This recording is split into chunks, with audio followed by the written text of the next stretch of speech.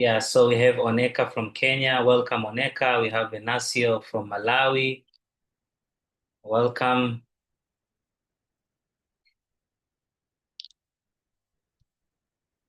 Let me also join you. Humphrey from Tanzania. Linda from Malawi. Helena Lawrence from Tanzania. Thank you, my compatriots.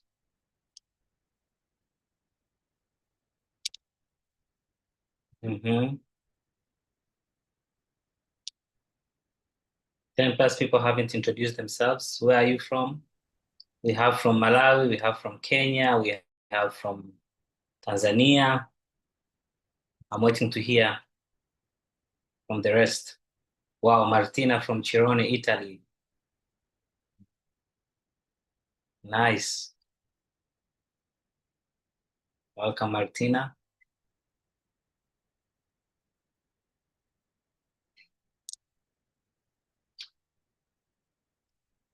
I can't wait to hear from Linda, from Grant, to know where you guys coming from Marco.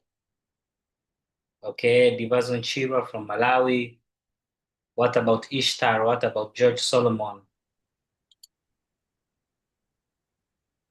Mavis, Morris,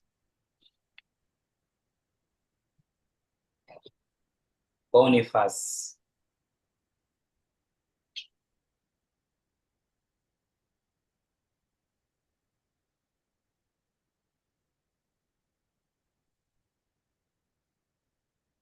Waiting for your introduction.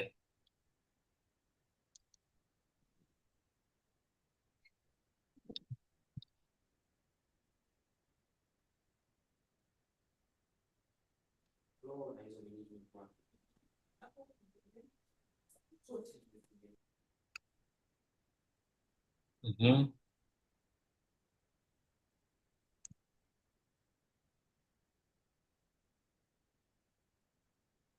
Okay, while we are winding up our introduction parts, I would love to share with you a link on the chat box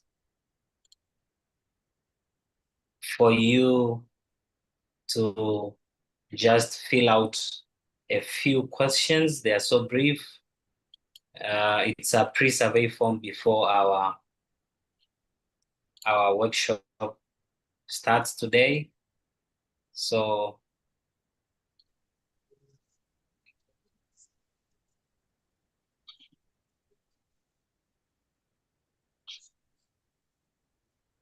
share the link here. Girebilir Okay, misin şeye? in a very short. Workshop'a girebilir misin? Yes, Sağ ol, teşekkür ederim. I am sharing the link in a second.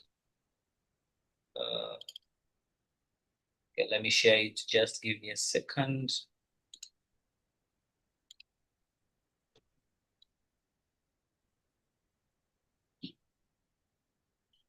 Bizim Zeynep hangisi acaba ya?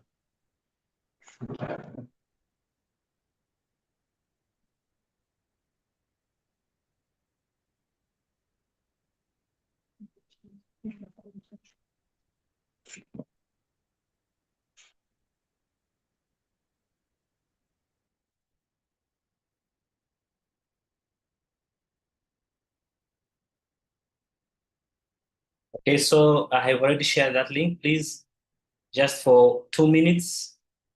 Thank you, David Bugamba from Tanzania. So for just 2 minutes, kindly click the form, click the link and fill out the questions for only 2 minutes because we have to start our workshop.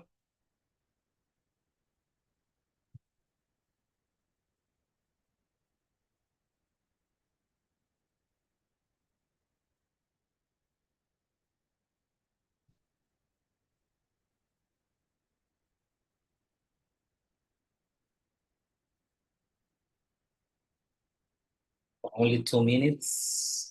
I hope you have all seen the link. I'm pasting it once again. For those who have just joined, kindly answer the questions in the form. Thank you, O'Brien. Thank you, Marco. Tano from Tanzania for joining and tuning in.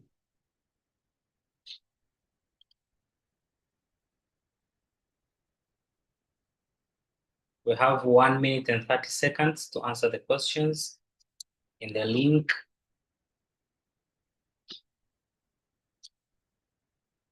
Thank you for 10 responses so far.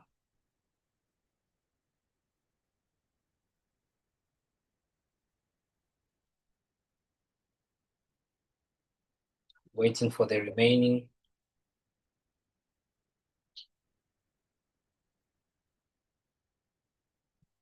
I'm pasting again the link for anyone who has just joined to fill out the pre-survey form before our webinar begins.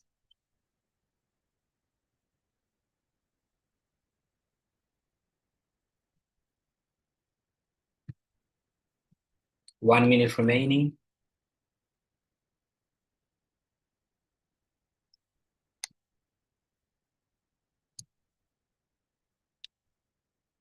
Okay, thank you, Mavis. Thank you, Diverson. Yes, I have already seen some of you have already filled out. Thank you so much for being that sharp.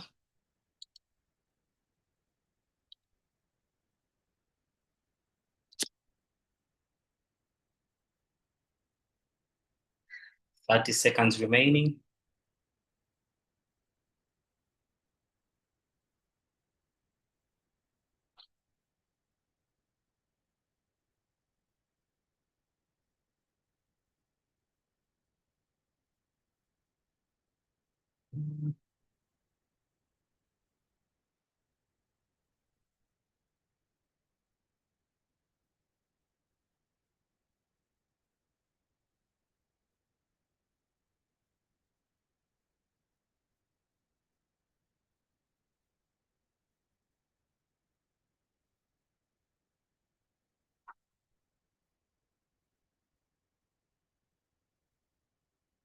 Okay, please wind up.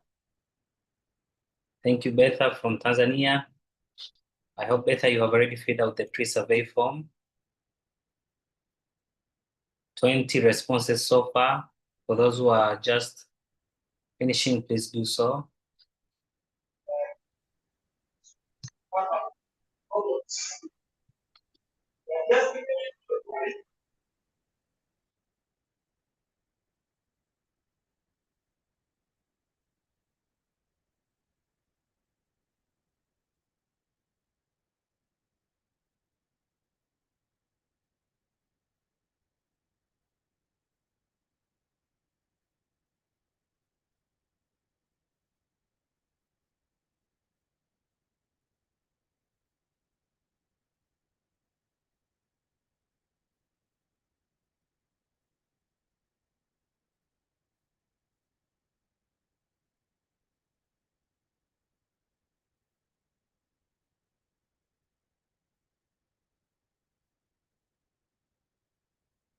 Okay, thank you, Boniface. So we are going to start now.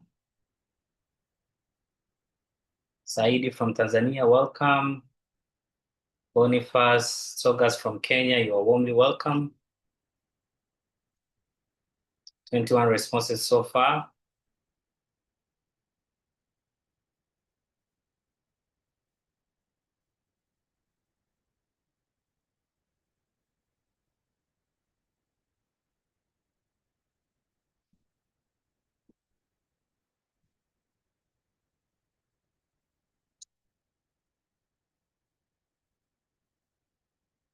I hope you can all see my screen. Please confirm.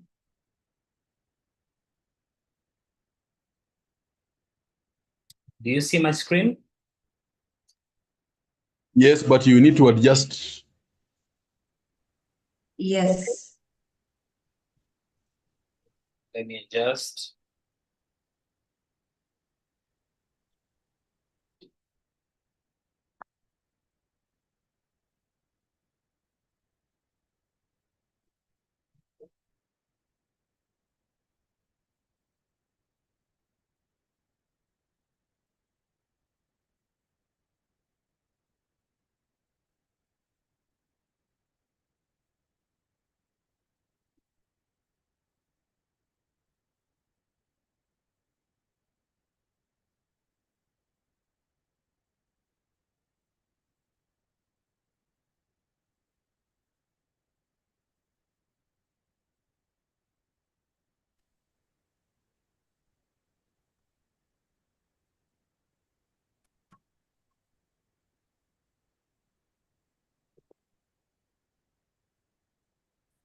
Okay, so we can start. I hope you can see my screen very well. The one who requested that I should adjust. I think now you can see it clearly, right?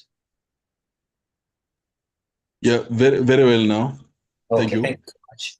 Yeah, thank you all for tuning in from Kenya, from Malawi, from Italy, Germany, Tanzania, and so many other countries. Thank you so much for coming in.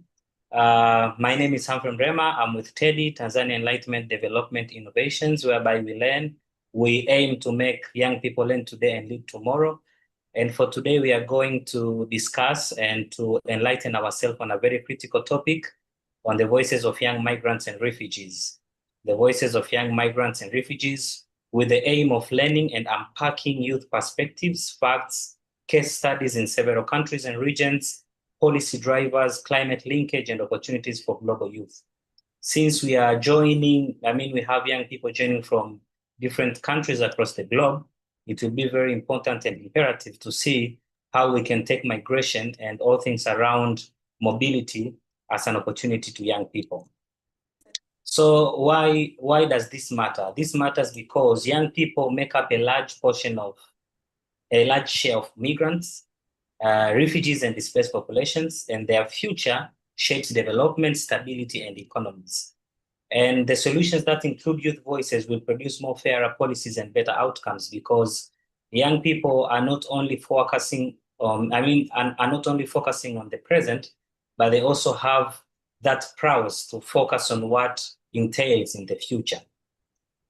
But before we go further, there are a lot of questions about who are refugees, who are migrants, who are IDPs, and what is IDP?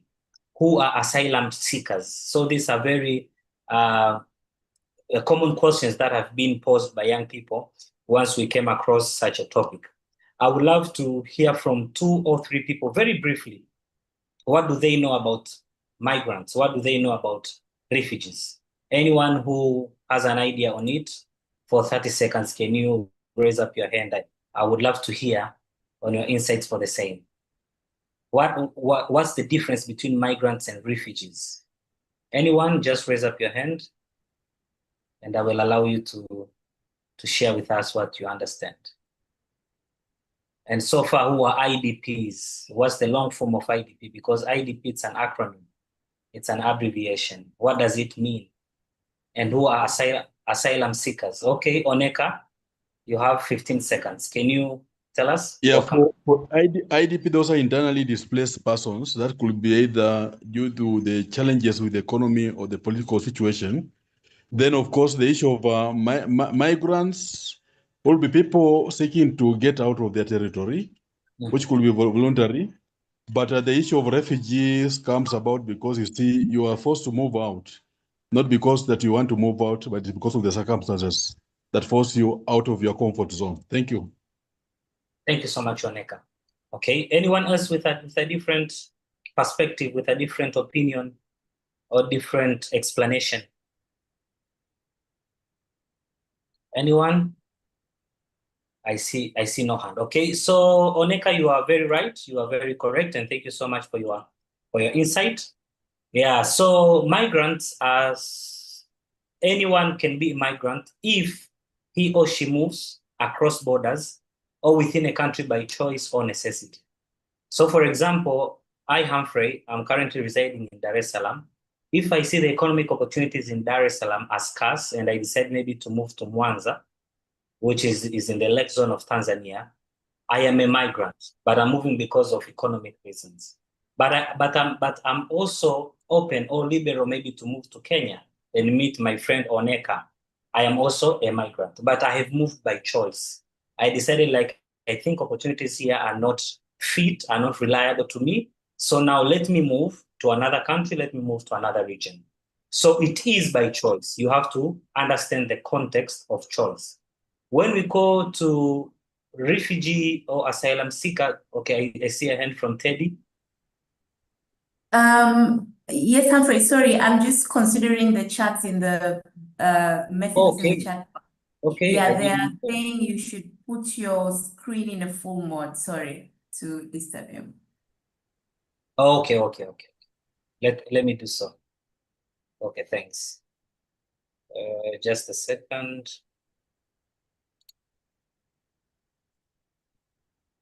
Okay, now can you see? Okay, perfect. Yes, it should be fine now. Thank you. Thank you. Okay, so we proceed. So for the migrants, they move across the borders or beyond the border or inside the borders by choice or necessity. But when it comes to refugee or asylum seeker, they flee violence, persecution, or conflict. They are forced. There is no any other option. It's not by choice. It is because of what is going on. These are refugees or asylum seekers. Most of the asylum seekers, they move because of political reasons. For example, someone was a political activist and there were maybe violence, riots within the country, and he or she is suspected to be the reason or the cause, or maybe the armed forces are looking for him or her while he or she thinks is not guilty. So he decides he is forced to move to another country to flee violence, persecution, arbitrary detention, and so many others. Those are called refugee or asylum seekers. And for the IDP, internally displaced person, they are forced to flee but remains inside their country. Internally displaced. Remember the word internally. So you are moving from one region, from one district to another because of different factors. So migrants, they can move either inside the country or outside the territory by choice. Refugee or asylum seeker, they are forced. There is no any other option which is more convenient, and internally displaced people are within the country. So without further ado, I would love to share a 2 minutes video to understand the context of migration and refugee in Africa. It is somehow a case study that we can learn from it. So let me share here.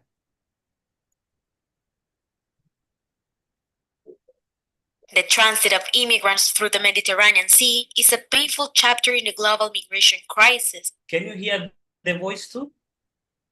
Is the audio shared also audible? Yes. Yes.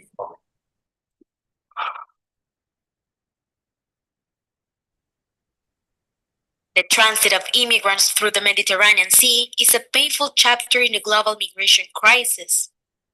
Thousands seek to reach Europe by sea, and it has been called the deadliest route. These people travel in unsafe boats without much protection and guided by smugglers. Aware of the exodus, several NGOs have taken on the task of rescuing them, but some governments turn their backs on them by closing their ports, banning their work, and prosecuting their activists. The journey that thousands of people undertake from Africa to Europe is uncertain, a dangerous journey over the Mediterranean Sea and aboard ships where its arrival and its destination will be an almost impossible task. We can shoot people like that. People dying every day. Yeah, Libya is not good. My baby. My baby. My baby. In international waters and far from the coast, migrants find a glimmer of hope. Hundreds are rescued on the high seas thanks to the work of non-governmental organizations. In humanitarian ships, which often exceed their capacity, they are taken to Europe, but before reaching the mainland, they encounter different obstacles. Since 2014, more than 20,000 migrants and refugees have died at sea while trying to reach Europe from Africa. More than 17,000 of those have been on the central Mediterranean, which is described by the UN as the most dangerous migration route in the world. As communities become poor, more people gain the abilities to undertake an expensive journey for a better life elsewhere. Illegal immigration from Africa to Europe is significant. Many people from underdeveloped African countries embark on the dangerous journey to Europe. In parts of Africa, particularly North Africa, Morocco, Mauritania, and Libya, trafficking immigrants to Europe has become more lucrative than drug trafficking. There needs to be, I think, frankly, greater empathy for the plight of these women, men, and children who are seeking a better life. Part of the solution, obviously, involves dealing with the situation in Libya and making it safer. Illegal migration to Europe usually occurs by boat via the Mediterranean Sea. Many migrants face serious injury or death during their journey to Europe, and most of those who claim for asylum are deported back to Africa.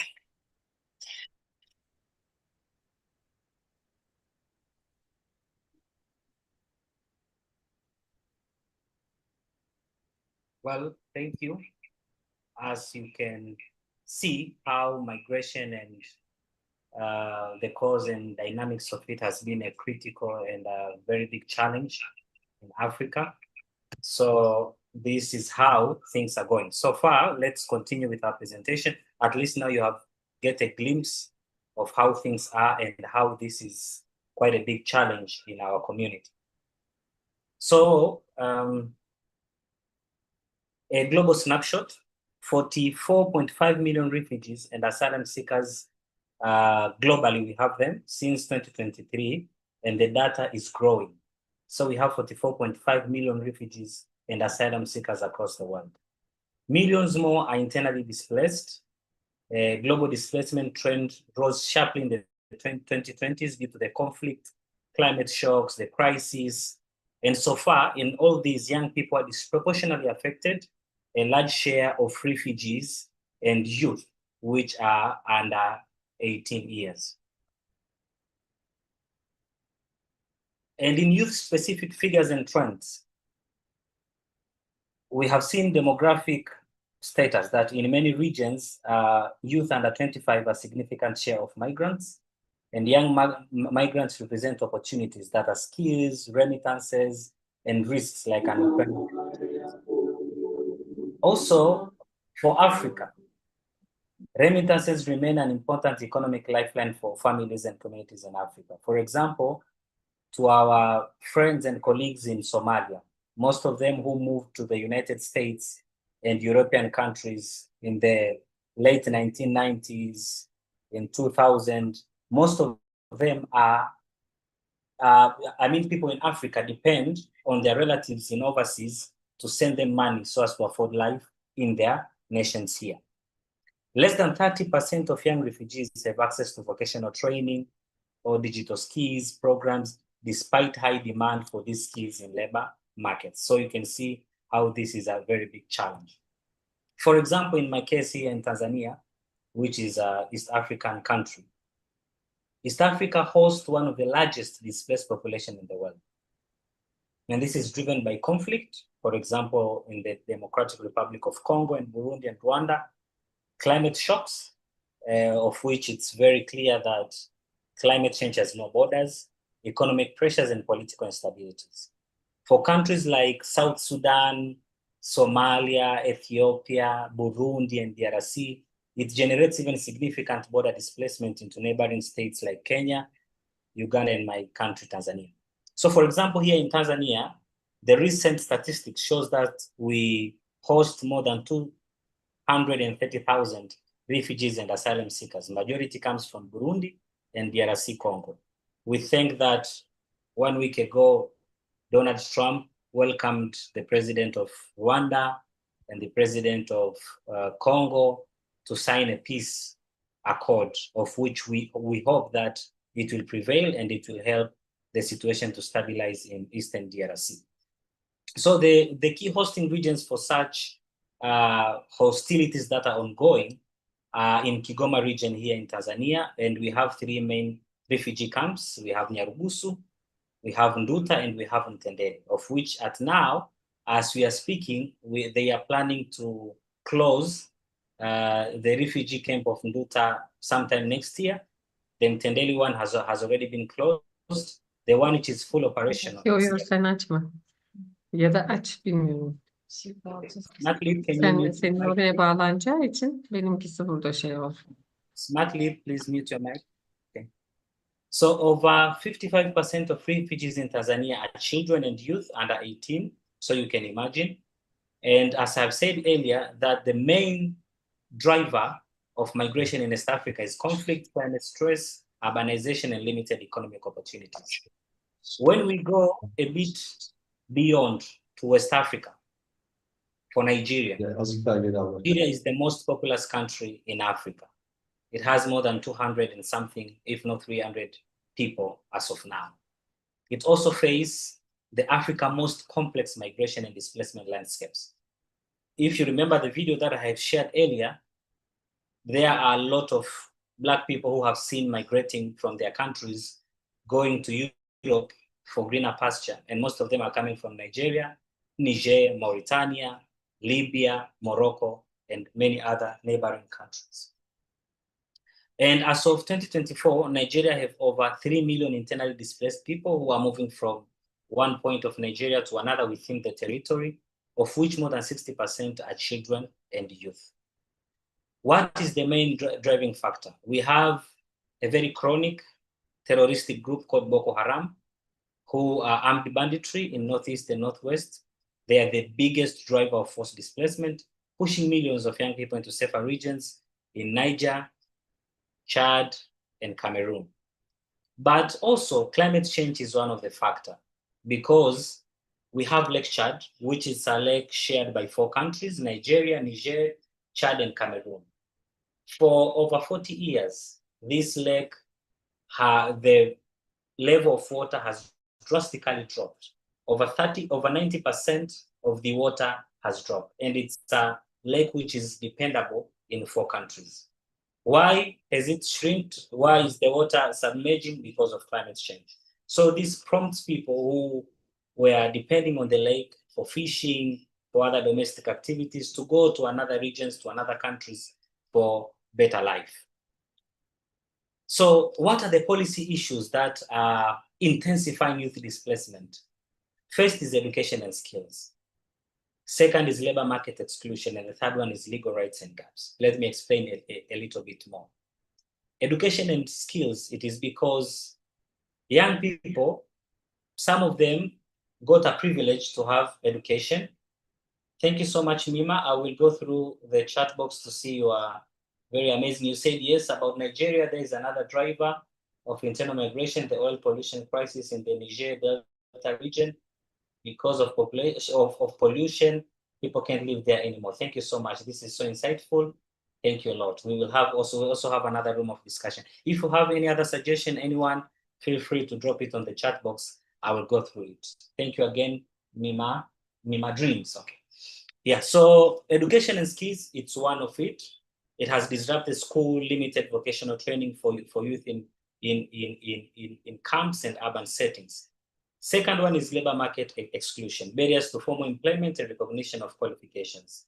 For example, in my country, Tanzania, each year, we have more than 250 young people who are entering the labor market. But the labor market in Tanzania has a capacity of employing not more than 10,000 people per year in the private sector. The public sector is even lower than that because of budgetary constraints and so many other political and policy factors. So you can see young people are not proud anymore of how educated they are not proud anymore of how potential and how powerful they are in terms of skills. And this has been one of the reasons for them to think of migrating, going to other countries to find more opportunities. But if we could do policy paradigm shift and see how we can encourage young people to enter labor market, it could be easier for them to be in their own countries and contribute to their local economy. The other one is legal or right gaps, because sometimes young people lack access to documentation, legal status, or pathways to regular work. So there are a lot of bureaucracy. For example, I think this is common to majority of the countries that we are coming from. If you graduate with a bachelor degree in law, that's not enough for you to practice law. There is another stage you have to go through. You have to go to the postgraduate diploma so as to be registered in the bar. So all these, we can call them legal or right gaps. These are all restrictions, legal restrictions that have been put forth and have excluded a lot of young people to practice what they are doing. And what is even more unfortunate is that those who have already been accredited the mandate to practice law, there is no extinction. You can find people in their 60s, 70 years, they are still practicing legal works. Why? this is another challenge that we are passing through that makes young people to migrate and being displaced. So I want us to go deeper because we are also studying about resilience, eco-resilience. This is something which goes directly to environment. And this is about climate mobility. What is climate mobility? I would love to hear from one person who has an idea of what is climate mobility. Anyone? You can just raise your hand up.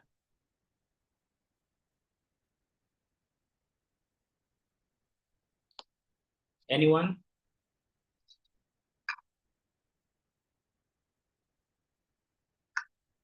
Okay. Let me proceed. It seems this is quite a new term to most of us. Climate mobility describes people moving because of sudden storms, floods, slow onset like drought, sea level rise, and land degradation from one area to another. So, for example, there was someone living in Italy. I don't remember the city or the place. Let's assume that place is affected by incessant floods, storms, long-term drought, and you decide, you and your family, to move to Rome, to Torino, to Pisa. That is climate mobility. Same applies to the one living in Nairobi. Maybe in Nairobi there are a lot of climate shocks, there are a lot of floods, and maybe Nairobi lacks sanitary amenities to help people adapt the impacts of floods, and you decide to move maybe to Machakos, to Kisumu. Why? Because of the climate effects. This is climate mobility. And it's one of the pressing challenge that is skyrocketing, that is intensifying, that is escalating in most of the countries. And what is even more worse, it is that climate mobility, it is not only in African countries or the developing countries, even the developed ones. Once you go to the United States, you will hear there is a city affected by hurricanes and tornadoes, and people are forced to move to go to another city which it's a bit more convenient and safer. That is climate mobility. So it's not something that happens only to the developing countries. However, the main difference that can be studied very early is that the adaptive capacity and mechanism between the developing countries and the developed one, it's quite different, and they are the ones who can adapt even more. So there are three forms of climate mobility. According to the International Organization on Migration, they categorize three forms of climate mobility. First one is forced displacement. You are forced to leave. Why? Because of sudden onset disasters like cyclones, floods. So maybe you are just from school or you are just from work. You go home, there were floods, and everything of your house have been wiped away, have been washed away by water. You know, you don't have any place to stay. You are forced to move to go to your relative in another city, in another region. That is forced displacement. You didn't plan. It wasn't by choice, but because of the sudden onset disasters, you were forced to flee. Second one is planned relocation.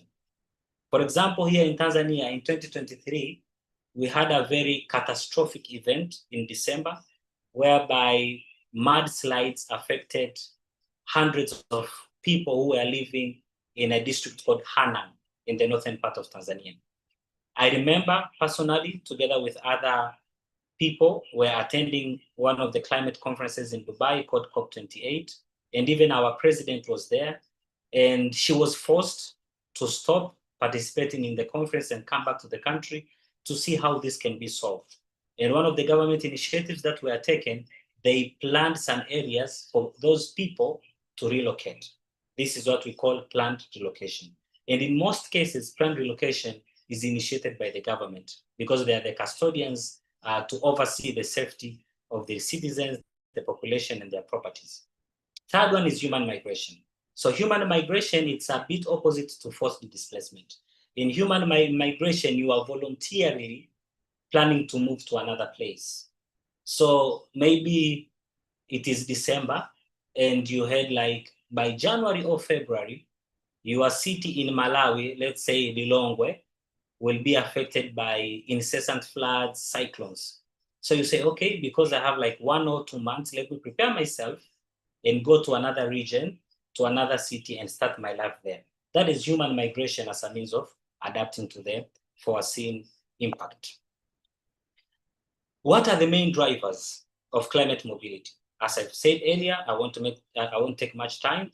It's storms and floods, slow onset impacts like drought and land loss, and livelihood collapse, like that area had a very fertile soil, climate change brought further land degradation, so agriculture can no longer be practiced there. For example, you are living around coastal area, it had a lot of water and the sea level has dropped drastically. You can no longer do fishing, then you decide to move. You are living around areas that you could practice ecotourism or tourism in general. Climate change impacts have hit so hard, then you have decided to move. And here in Africa, in 2022, there was a milestone initiative that was taken through.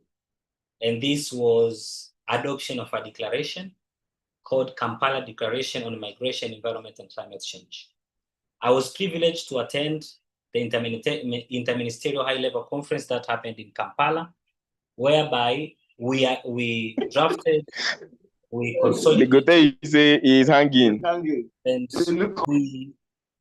and we adopted this declaration. It was in July 2022, and I was one of them, as you can see in the picture. So what is the Kampala Ministerial Declaration on Migration, Environment, and Climate Change? This is a first regional action-oriented framework that was drafted and ratified, adopted to address the intersection of climate change and human mobility. So we are talking about migration, displacement, and relocation through cooperation, data, policy integration, finance, and inclusive approaches. So something good to tell you about this is that when we adopted it in 2022, it aimed to touch only 12 countries of East and Horn of Africa. This includes Tanzania, where I'm coming from, Kenya, Uganda, Ethiopia, Eritrea, Djibouti, Burundi, Rwanda, and so many other countries neighboring. But after 1 year, later in 2023, we came to realize that climate change has no borders. So we say, like, the challenge that these 12 East and Horn of African countries that are confronted with, they are likely the same with what Nigeria is passing through, with what Morocco is passing through, with what South Africa is going through. So we decided to expand the declaration to accommodate commitments for the entire continent. So in 2023, we reconvened again in Nairobi under the patronage of the International Organization on Migration, as well as the United Nations Framework Convention on Climate Change. And we further discussed how we can put it together to solve this problem as one of the ad hoc measure to do it as a continent, the African continent. I'm not so informed if there is a declaration dedicated for the Pacific, the Oceania countries, or to our friends in Europe. I'm not very sure if in case there's something so that have been done, but I have some examples from Africa that can also be replicated to our colleagues in Europe, in America, and so many other countries. So the Kampala Declaration on Migration, Environment, and Climate Change had 12 commitments that we together, we agreed on, because it wasn't something of young people alone. We had ministers, we had sectoral leaders, we had representatives from diplomatic mission, and so many other cross-cutting stakeholders who came up and decided to agree on these 12 commitments that have to be implemented by each country that adopted and ratified the declaration. So all these commitments, of which we will share the slides and you will go through them, why do they matter to you? Why have I shared them? Even if you are not from Africa, why are these commitments matter to us? First, they push governments to collect better youth disaggregated data.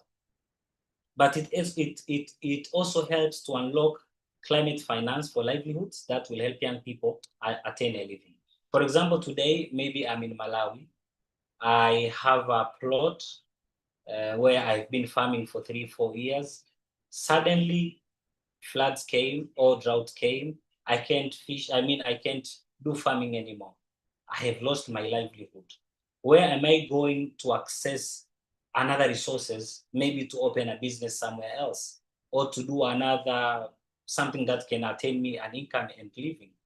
This is where KDMEC chips in, that it helps us to unlock, solicit, and collect resources together for the livelihoods later. Also helps in supporting planned mobility and labor pathways. And also it includes youth in decision-making, of which all these reduce harm and increase opportunities. So what are the opportunities? Now this is general. Whether you are in America, whether you are in Asia, whether you are in Africa, wherever you are, even if you're also a friend of Elon Musk and you're planning to live in Mars, another planet beyond space, what are the opportunities that we get all of us together if we solve migration issues? First and foremost, it will help us to access formal jobs and skills recognition. This will help in reducing informal vulnerability. So in case your job was affected by the impacts of climate change, you are in the agricultural sector, from the production chain, supply chain, value chain, and things have been disrupted wholly, we can still find ways for you to get another source of income, because this is why migration issues should not be overlooked. Second, it helps in improving education, vocational training that will match market needs and increase high employability. According to the World Economic Forum report, it shows that by 2030, 5 years from now, 50% of those who have been employed have to be reskilled, because all their skills will be obsolete, will no longer be used. So 5 years from now, you are a young person hearing me, and by this time, maybe you are not employed, you are not in job, you don't have any stable source of income. I want to tell you, even those who have stable sources of income, by 2030, they have to be reskilled, because technology has made us to go through a tremendous paradigm shift, whereby there are skills now that have been replaced by technology. So we are no longer talking about someone who will manually operate a machine at an industry.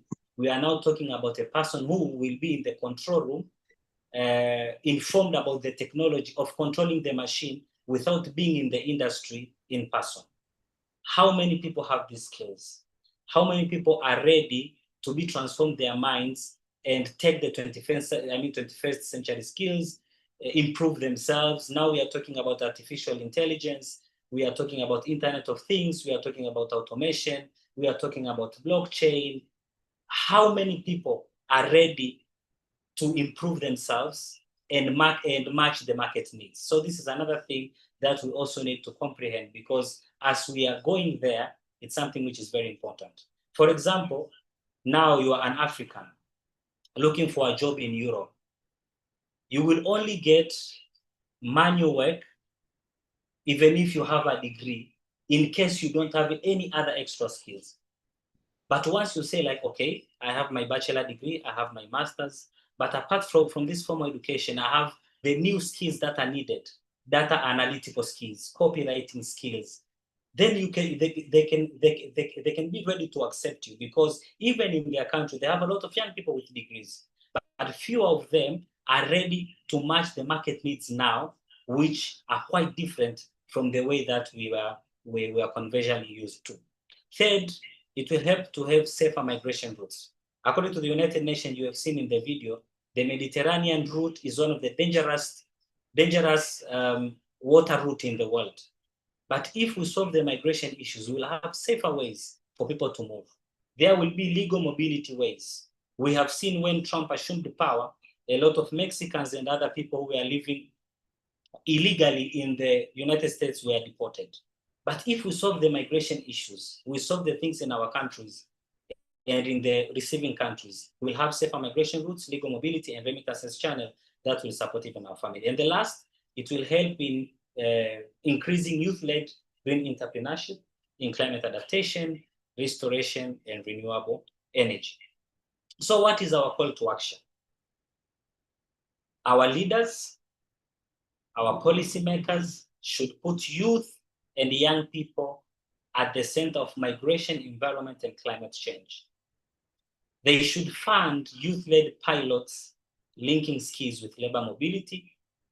We also have a data crisis. We should close these data gaps and report progress publicly and transparently. And lastly, we should support cross-border partnerships that create safe and legal opportunities for all young people. And this starts with me and you. Thank you so much. And I think at least we have 10 minutes for question and answers and 3 minutes to wrap up our session.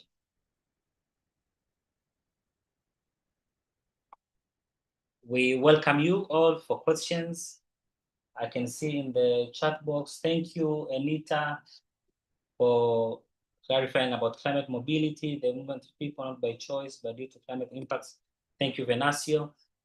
Okay, welcome guys for questions, for opinions. The floor is yours. I want to see hands. Oneka, you are welcome for 1 minute. Thank you very much, Humphrey Murema, for your wonderful contribution to this platform, which is hyper appreciated. Yeah, I would like to comment on the issue of the refugees, because as you are aware, Kenya is among the countries that host the largest number of refugees. At the moment, we have up to 1 million people in the Kakuma and the Dadaab refugee camps in the northern part of the country. And you see the refugee challenge within Kenya is because of the conflict in the Great Lakes region, which is actually fueled by external partners. And I think it's important for us as we address the issue of climate migration to also take into account that these are issues which are actually created because of the issues of trade in arms and other challenges which may be beyond our control. But I think it's important also for us to be able to do what we can to compel governments to stop the reckless practice of trading people's lives because of commercial interest. Because this ultimately has led to a lot of suffering. People are dying. And you see, because of the commercial interest, some people don't care whether, they'll kill other people to get money. This is something which I believe that we should be able to advocate and make sure that we don't allow it to happen within our region. At the moment, if you go to the Kakuma refugee camp, the majority of the refugees have been trying to get into other countries, especially the third country, simply because they will not like to go back to their home countries. And because they are sentenced to the President of Trump administration, the International Organization for Refugees, IOM, is facing serious challenges because of the aid stoppage, which means that they can no longer go to where they were supposed to go. And there's also a shift in government policy, like in Kenya. The government of Kenya is trying to think about the issues of integrating the refugees into the national population, which also may force other grave challenges, especially to the countries hosting the refugees. So I think it's an issue that should not escape our attention as we advocate for this process. Thank you very much. Wow, thank you so much, Oneka. Thank you also for highlighting such a very important fact that Kenya is also hosting millions of refugees, and most of them, I think, are coming from Somalia. And one of the drivers is conflict that is ongoing in Somalia for quite several decades. Thank you so much. Okay, we welcome other people. And for those who are asking how they will get this presentation, we will share the link of which the presentation is free for you to download. And it will be one of the ways for you to educate yourself. So, Mr. Hassan, you will get this presentation through the link that will be shared. Venancio, you're welcome.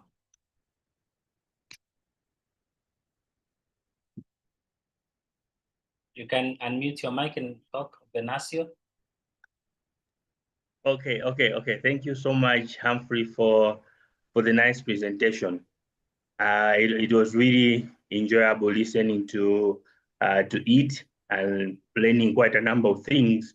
And as far as climate migration is concerned, I just wanted to comment on the transition of the last topic that we had, whereby we were looking at the case study on Mediterranean as the route for most migration issues.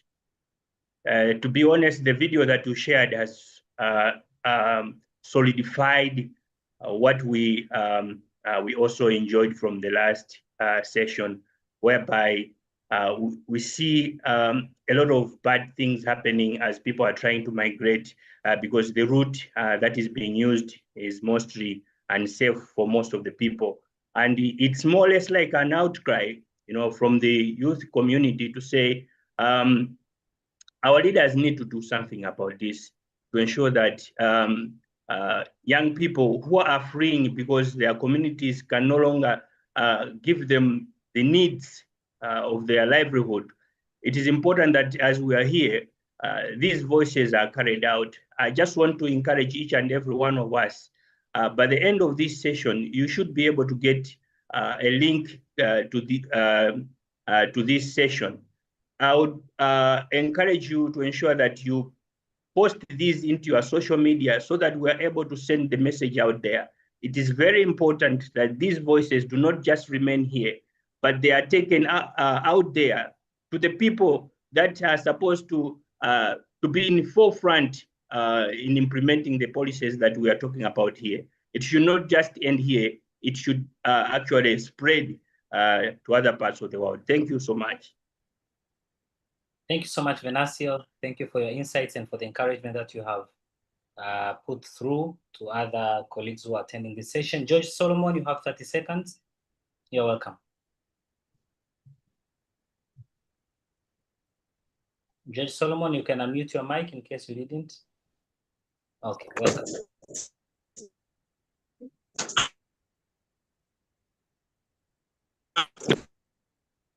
We can't hear you.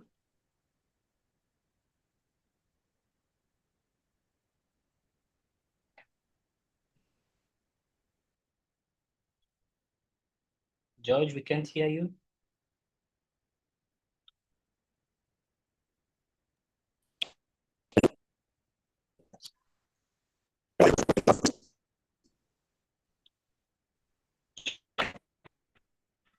Okay.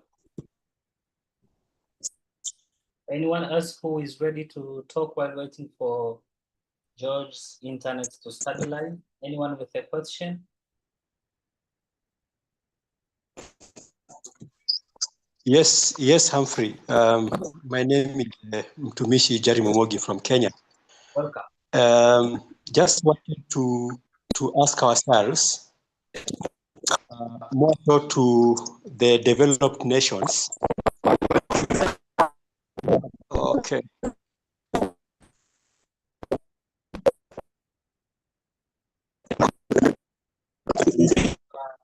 We can't hear you.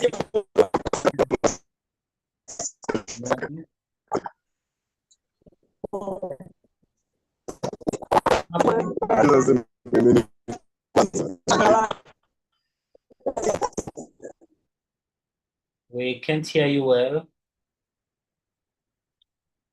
Okay, can I continue? Okay, proceed. Thank you. As I said, my name is Mtumishi Jari Momogi. I had just a comment, not a question, but it's something that all of us can reflect on, more so to the developed nations, to those of us who travel to their places, as you talked of, for example, the Mediterranean Sea. What do you think is what can civil society groups and us in this space do in terms of making sure that when it comes to human rights, during either forced migration or willing migration, that some of these rights are not violated during such movements? That's just something that all of us can reflect on. But if you have something to say, maybe you can go on. Thank you, and thank you very much, Humphrey, for the good presentation. Well, thank you. Thank you also, Mtumishi, for such a good and insightful question, of which I could say that civil societies plays an overarching role in different dimensions, including advocacy. They should advocate to the government, to the decision makers, to make meaningful, reasonable, and justifiable approaches and decisions that would help us to harmonize the situation, help our young people, to migrate safely, and in case there is a no need to migrate, to also have the opportunities here. Second, it's capacity building. They still have a chance to build capacity of young people, because sometimes I was actually talking to one of my colleagues here in the country, and I asked him, if you get an opportunity to born again in Tanzania or become a dog in the United States, he said, I would rather be a dog in the United States. So you can see this, it's a capacity challenge. So young people even go further, comparing themselves to a dog in the United States. They don't know how much potential they have. So this is something of capacity building, because some young people, they just feel more opportunities are outside the country, while they haven't explored as much as they can to see the resources they have in the country and how abound they are for them to tap the opportunities from within. So capacity building is the second. Third, they are the watchdog institutions. Civil societies have a very critical role to become watchdog, to condemn where possible, to advise where applicable, to go through and say, we want this, the government should stop doing this, young people should stop doing that, we should go in these ways, because sometimes people migrate not only because of economic situation, but also violation of human rights. So they have seen there is no freedom of expression. Once you express yourself, you go through detention arbitrarily with no any apparent reason. You are just being detained. They just kill you. You are being adapted. So civil societies have a wide role to condemn and to tell the government this should stop, this should continue, this should be encouraged, and this should not be. I know you also have many other points. Maybe I should allow for 1 minute anyone to add something in case so, before we wind up our session for today.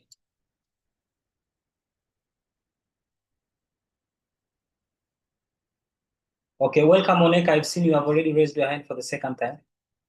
Thanks, Mrema. I just want to add my voice to the issue of the freedom of movement. And I'm happy that my friend, colleague, Mtumishi Jarim, has also added his voice, because he's one of the people that had an opportunity through our organization to participate in a youth program in France for a period of 6 months. I believe that we still have not done enough, especially as organizations, especially in trying to enlighten our young people that traveling to Europe, Americas, or other places could not be the answer, because some of them are made to believe that maybe external traveling could be kind of a paradise. And that is what is actually fueling the challenges you are seeing in the Mediterranean.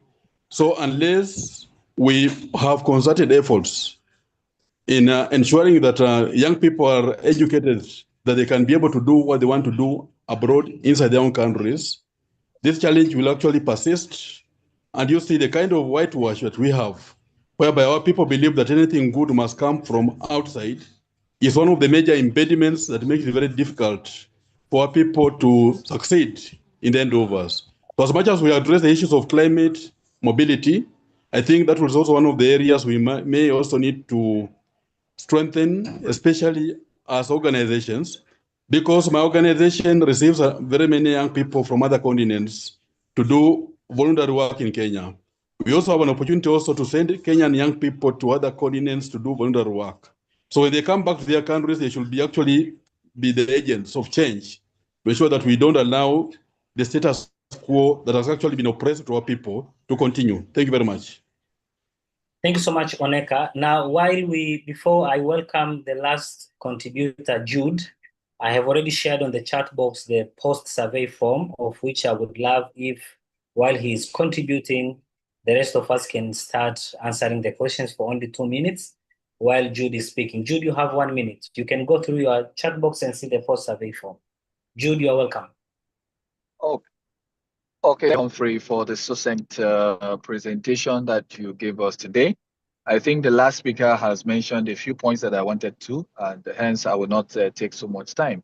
I wanted to say that it is true that a lot of Africans, want to migrate and all of that. There are very, very evident reasons why they want to do that. And I think one of the challenges that young people are facing is not because they do not have the talent, it's not because the opportunity, they don't see the opportunities, but we also have what we call bad governance. Bad governance is one of the factors, one of the things that has caused a lot of problems for, for most African countries. So I just feel that aside or added to seeking opportunities, I think young people should keep seeking for accountability from their leaders, accountability from their leaders through CSOs, doing it the legal way, such that people demand accountability from their leaders. And I think that some African countries young people are beginning to rise up from African countries like that. If we demand that our leaders, give us access to what really belongs to us. For me, I tell you, I don't see anything in most of these Western countries that should make me relocate, because some of them even have harsh weathers, extremely cold weathers or extremely hot weathers and all that. But in most part of Africa, you see that we have very, very comfortable weathers that spans across the year. So I feel that accountability, demanding accountability from our leaders is very important, and we should do that very, very collectively. It will help us not just to see opportunities, but to be able to lay our hands on those opportunities. Thank you very much. Wow, thank you so much, Jude, for your insights. And as we are winding up our session for today, please don't forget to fill out the post survey form, which I've already reshared it on the chat box. Yes, so we have only 2 minutes before we end this call. In case there is anyone who has a very pressing thing that would like to say to us, please welcome while we are winding up our call for today.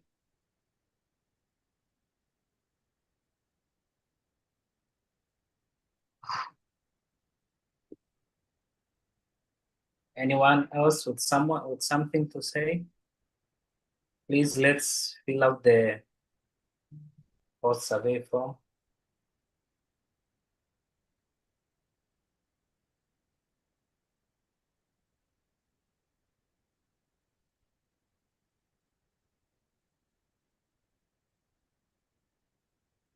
One minute remaining.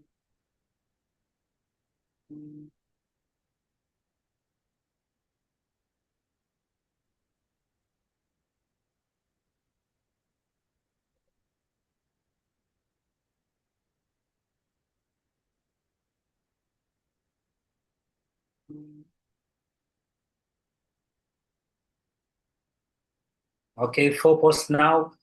Please, let's continue at least 20, 25 would do. Thank you, Helena, for filling out. Thank you, Venasio. You're so fast. Good. Boniface, thank you. Oneka, thank you. Sharon.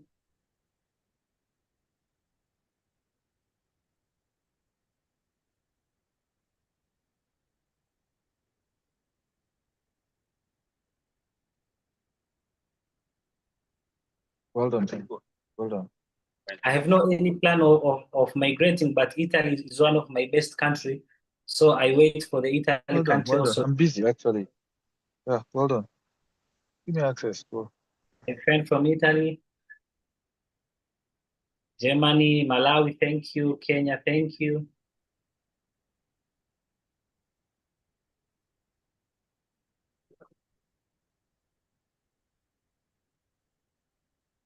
Six responses. Thank you, Marco.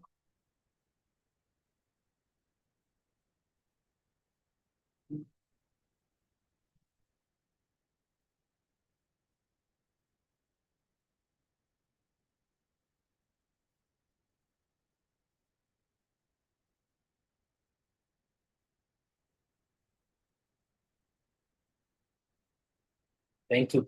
10 responses, Jude. Thank you, Sidika. Sila, Mujumuzi.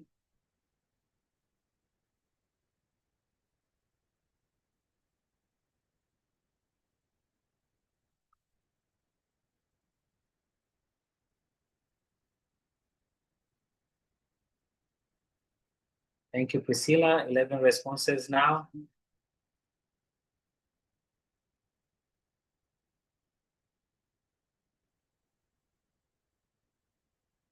Thank you, Jareem. Thank you, Martina. that's going on.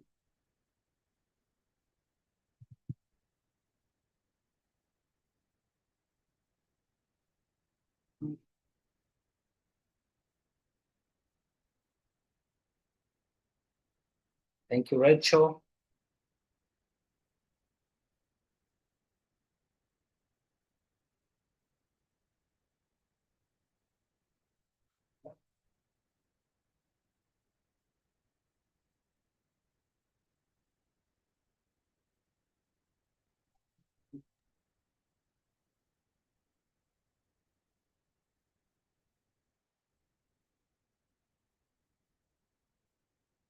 Let's wind up, please. If you're filling out the form, 1 more minute before we end our call.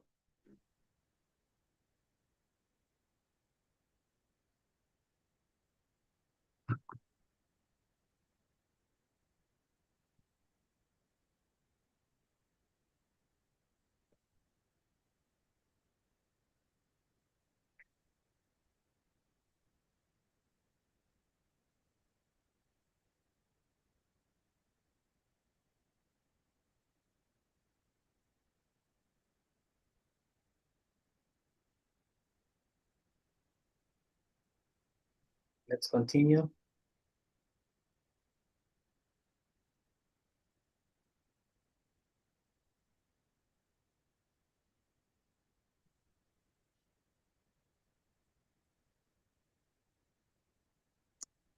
We're waiting for your responses. Thank you, Enazio. More to go.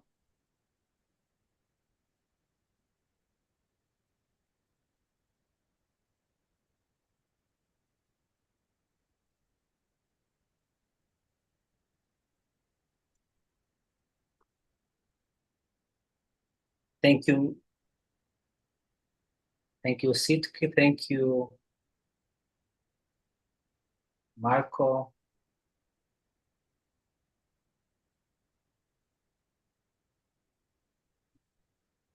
Okay.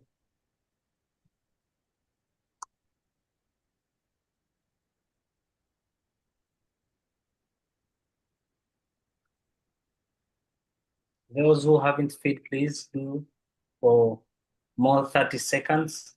And we are winding up our call. More 30 seconds, please.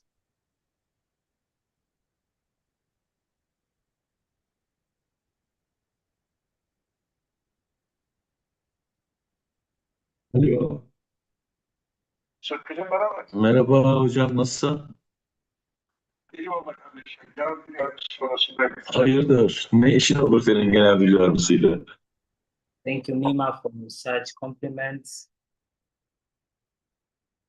I hope we gonna catch soon. Okay. 2 more people to go. Hassan, Jennifer, Nora, thank you.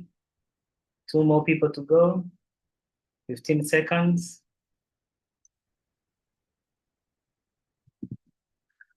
Two more people to go.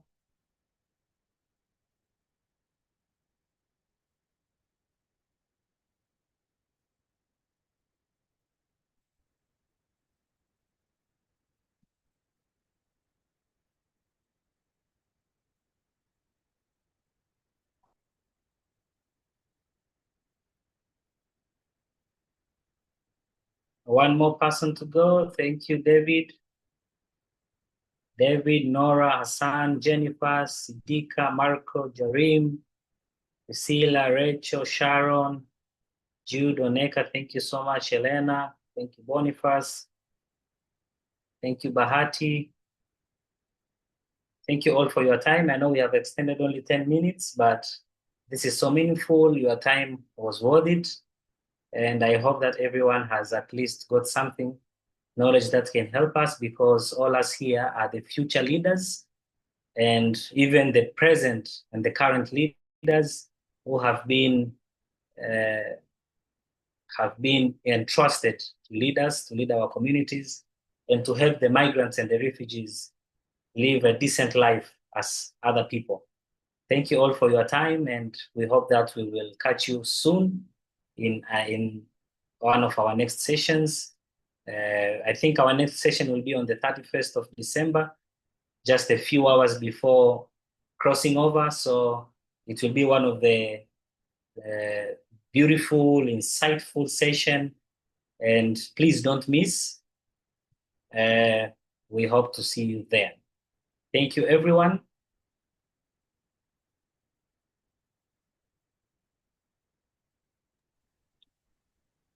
Thank you all. Thank you. Thank you so much, everyone, for joining. It was lovely having you all. We are going to end our call now. See you again in the next sessions as well. Don't forget to also attend other partners' workshop meetings as it has been shown in the video topics schedule, as well as the messages you get on WhatsApp group. Thank you, everyone. I wish you all the very safe ending of the year 2025 as we're getting to our next 2 weeks of this year. Bye-bye. See you next time. Kwaheri, asante sana. Asante sana, Mr. Oneka. Bye.